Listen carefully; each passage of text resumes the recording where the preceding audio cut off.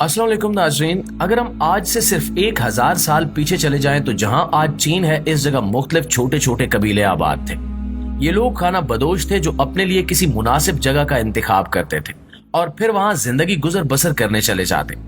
जब वहां की आबो हवा और इनके मवेशियों के लिए चारा काफी न होता तो ये लोग वहां से किसी सरसब्ज और बेहतर जगह पर हिजरत कर जाते।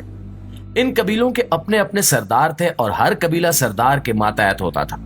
तमाम कबीले वाले अपने सरदार की इज्जत करते और उसकी हर बात मानते थे। इन्हीं कबीलों में से एक कबीला ऐसा था जिसका सरदार यसुखई नाम का एक बहादुर जंगजू था और इसका ताल्लुक बुरजगीन खानदान से था। इसका एक बेटा तमुजिन था जिसे दुनिया आज चंगेज खान के नाम से जानती है। चंगेज खान उस वक्त सिर्फ 5 साल का था जब उसके बाप ने अपने दोस्त के कबीले में उसकी मंगनी करवा दी। चूंकि खाना बदोश कबीले एक दूसरे के साथ लड़ते झगड़ते और एक दूसरे के जानी दुश्मन भी थे, इसलिए उसके वालिद को एक दावत में बुलाकर जहर दे दिया गया जिससे उसकी मौत वाक़ई हो गई।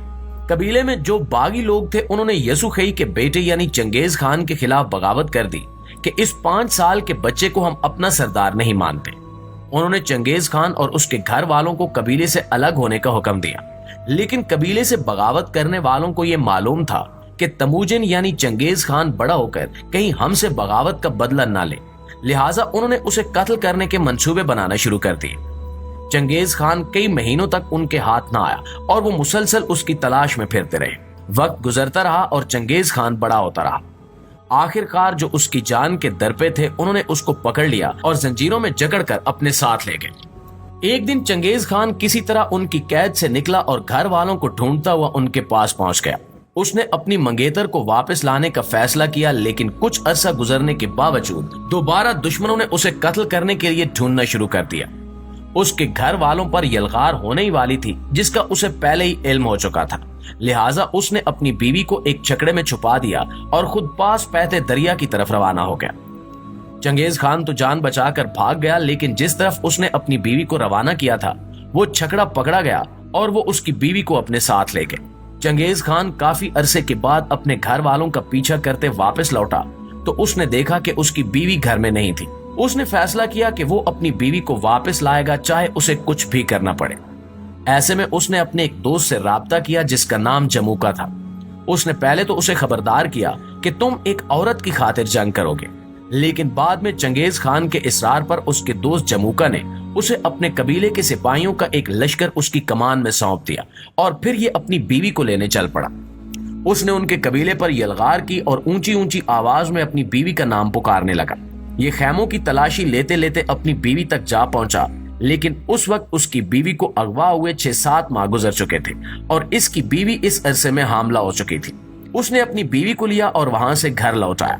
चंगेज खान को इस बात में शक था कि बच्चे का बाप कौन है, लेकिन इसके बावजूद चंगेज खान ने अपनी बीवी को इज्जत के साथ रखा। वो हमेशा उसकी खातूने अव्वल रही और चंगेज खान ने भी पैदा होने वाले बच्चे को अपना बेटा बनाकर उसकी परवरिश और तरबियत की।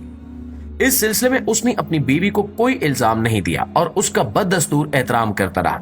लेकिन दूसरी जानिब एक रिवायत में यह भी मिलता है कि जब चंगेज खान को इल्म हुआ कि उसकी बीवी किसी और के बच्चे की मां बन चुकी है तो उसने उसे शदीद जुल्म सितम का निशाना बनाया और उसके पेट में मौजूद बच्चे को भी कत्ल कर दिया। नाजरीन, इस वाक़े के बाद चंगेज खान ने अपने कबीले वालों से बदला लेने का सोचा और उनको चुन चुन कर कत्ल करना शुरू कर दिया। ये इस कदर जिद्दी था कि जिस चीज का दिल करता वो हासिल करने के लिए किसी भी हद तक चला जाता। इसने अपने बचपन में अपने सगे भाई को महज इस वजह से तीर मार के हलाक कर दिया था कि वो इसकी दरिया से पकड़ी हुई मछली खा जाता था। यहाँ आपको बताते चलें कि ये खाना बदोश कबीले एक तो अपनी दुश्मनियों की वजह से बेहतरीन जंगजू थे, दूसरा तीर अंदाजी इनका पेशा था, लिहाजा वो तेज दौड़ते घोड़ों से निशाना लेते और तीर चलाने की मुहारत रखते थे। चंगेज खान अब अपने बाप की सरदारी छीनने वालों के दर पे हो गया और उसने कबीले के लोगों को अपने साथ मिलाने की कोशिश की और अपनी सरदारी में इन्हें अमान देने का वादा किया, जिसके बाद कुछ तो मान गए और कुछ ने मज़ाहमत की। जिन्होंने मज़ाहमत की उसने इनका तहस नहस करके रख दिया। इसने इरादा किया कि वो अब तमाम कबाइल को मुत्तहिद करेगा। चुनांचे इसने मुख्तलिफ कबाइल के सरदारों को अपने कबीले में एक दावत पर मदऊ किया। इसकी कारस्तानियों और इसकी बातों को सुनकर मुख्तलिफ कबाइल इसके झंडे तले जमा होना शुरू हो गए।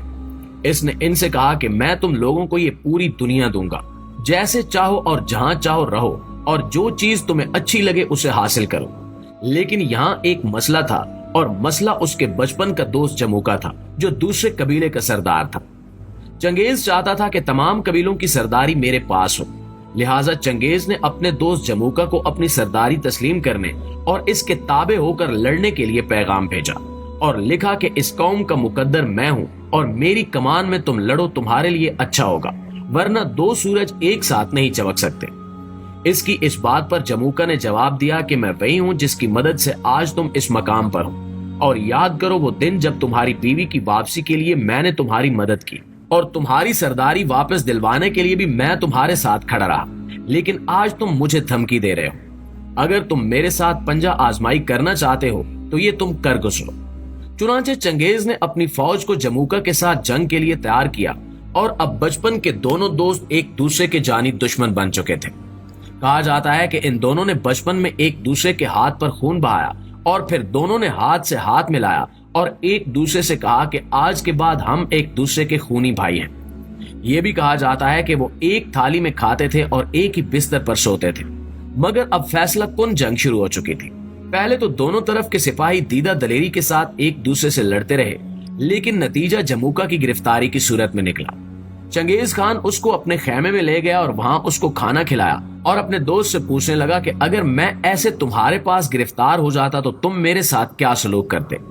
جموکا نے جواب دیا کہ وہ اسے مار دیتا، کبھی زندہ نہ چھوڑتا۔ چنگیز نے کہا کہ اب تم خود ہی بتاؤ کہ میں تمہارے ساتھ کیا سلوک کروں۔ اس نے 2 دفعہ کہا کہ مجھے مار دو، مجھے مار دو، اگر میں زندہ رہا تو تم سے اس کا حساب لوں گا۔ اس نے جموکا کو کمان کی تار سے گلا گھونٹ کر مار ڈالا، کیونکہ وہ اس کا خون نہیں بہانا چاہتا تھا۔ بعض مفسرین لکھتے ہیں کہ چنگیز خان نے جموکا کی لاش کے چھوٹے چھوٹے ٹکڑے کروائے اور پھر اسے جنگل میں پھینکوا دیا۔ اب اس کے سامنے کوئی رکاوٹ نہیں تھی۔ پھر اس نے ایسی ظلم و بربریت کی داستان رقم کی جس کی کوئی مثال نہیں ملتی۔ چنگیز اور اس کی فوج اپنا خوف اور دہشت پھیلانے کے لیے حاملہ عورتوں کے پیٹ چاک کرتے اور شہر میں موجود کیڑے مکوڑوں تک کو مار دیتے، جبکہ مردوں کے سر اڑا دیتے۔ عورتوں کو اپنے قبضے میں کر لیتے اور شہر کی خوب لوٹ مار کرتے، اور جب شہر کو لوٹ لیتے اور تمام جانداروں کو قتل کر دیتے تو شہر کو آگ لگا دیتے۔ دوستو، چنگیز خان کی موت کا واقعہ بھی بہت پراسرار اور دلچسپ ہے، جس نے تقریباً 40,000 لوگوں کی جان لے لی، اور آج بھی اس کی لاش دنیا سے پوشیدہ ہے۔ اگر آپ اس کی پراسرار موت پر ہماری ویڈیو دیکھنا چاہتے ہیں تو کمنٹ سیکشن میں ہمیں آگاہ ضرور کیجیے گا۔ آج کی ویڈیو میں بس اتنا ہی۔ انشاءاللہ آپ سے ملاقات ہوتی ہے اگلی ویڈیو میں۔ تب تک اپنا ڈھیر سارا خیال رکھیے گا۔ اللہ نگہبان۔